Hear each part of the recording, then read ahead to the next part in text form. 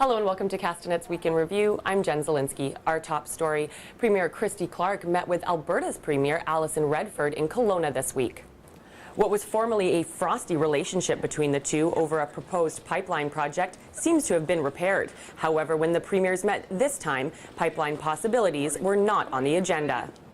We are both very concerned about immigration, about labor, and about skills training. And so those are urgent priorities given some of the changes that have been proposed nationally. And it was important that we really make some progress on those, and that was what we focused on. Before the meeting with Redford, Clark hit up the campaign trail after dropping the writ for the by-election that will take place on July 10th. Clark, who says she will not be an absent MLA if elected in the Westside Kelowna riding, met with area councillors to discuss what they wanted from the government. Clark will be running against NDP candidate Carol Gordon, who lost the May 14th election to Ben Stewart by more than 6,000 votes, and also against Conservative candidate Sean Upshaw.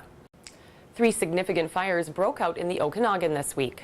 First, in Olalla, an explosion erupted on a rural property, destroying 7 vehicles and sending 1 man to hospital with extensive injuries.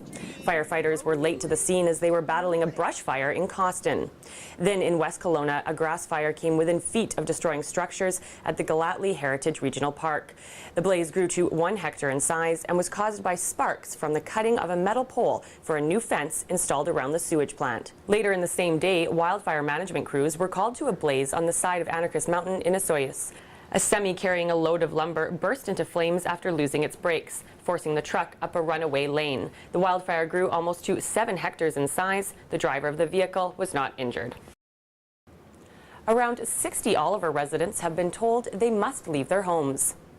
Park Place is no longer safe after cracking floors and shifting walls were discovered. It appears a 2011 earthquake is responsible for the damage. There are people that are going to be very financially strapped because of this, but we can't stay here.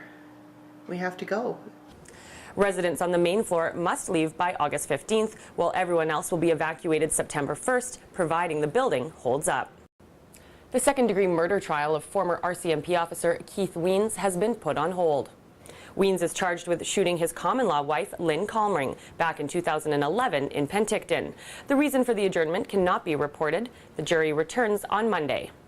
Well, that wraps up Castanet's Week in Review. I'm Jen Zielinski. Thanks for watching.